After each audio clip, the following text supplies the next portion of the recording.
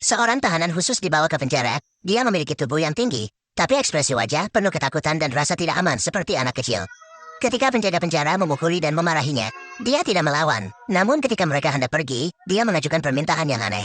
Dia bertanya apakah mereka tidak bisa mematikan lampu di malam hari, karena dia takut pada kegelapan. Pernyataan ini membuat penjaga penjara tertawa, karena penjara ini menampung semua terpidana mati. Siapa sangka, raksasa setinggi 2 meter akan mengatakan hal seperti ini. Langit tiba-tiba bergemuruh di malam hari.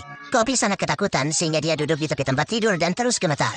Kepala penjara bertanya mengapa dia di penjara. Tapi Kofi terus mengulangi kalimat yang sama. Saya tidak bisa menyelamatkannya tepat waktu. Setelah berangkat dari sana, kepala penjara dengan rasa ingin tahu memeriksa catatan kriminalnya. Ternyata putri seorang petani menghilang belum lama ini. Ketika dia menemukan garis itu, lalu dia meninggal dalam pelukan Kofi.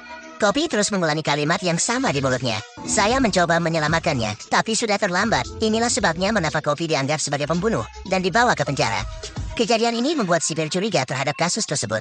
Dia segera menemui Kopi untuk bertanya lagi. Tapi dia menangkapnya dan mengatakan itu akan membantunya menyembuhkan penyakitnya. Faktanya, sipir tampak sangat sehat dari luar, tapi dia disiksa setiap hari. Karena setiap dia pergi ke kamar mandi, dia menggunakan seluruh tenaganya dan hanya meneteskan beberapa tetes.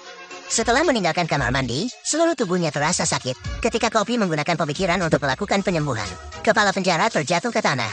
Tapi ekspresi Kopi berubah sedih. Sebenarnya, Kopi tidak memiliki keajaiban apapun.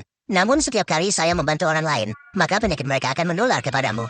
Ini pertama kalinya sipir pergi ke kamar mandi sejak Kopi membantunya. Di saat yang sama, ini juga pertama kalinya dia merasakan. Pergi ke toilet bisa menjadi hal yang menenangkan lagi. Sudah hampir waktunya untuk eksekusi. Kepala penjara bertanya pada Kofi apakah dia punya keinginan. Namun Kofi mengatakan dia ingin pergi ke rumah petani.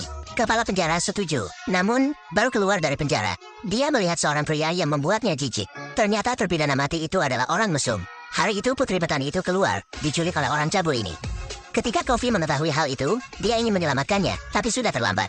Sehingga kejadian tersebut membuat petani tersebut percaya bahwa Kofi lah pembunuhnya. Setelah mengetahui kebenarannya, petani itu sangat menyesal. Namun misi Kofi belum berakhir, karena istri petani itu sedang sakit parah. Setelah ciuman Kofi, wajah sang istri langsung memerah dan menjadi sehat. Kofi kemudian dikirim kembali ke penjara, karena si pembunuh menolak mengakui kesalahannya. Dan saat itu juga belum ada saksi. Kofi tetap di penjara, tapi dia tidak menyesal, karena dia membantu semua orang sesuai kemampuannya. Hari itu, semua orang tidak bisa menahan kesedihannya. Namun Kopi menghibur mereka agar tidak bersedih. Akhirnya malaikat itu meninggalkan dunia ini. Dan pengalaman-pengalaman ini juga akan mempengaruhi mereka masing-masing.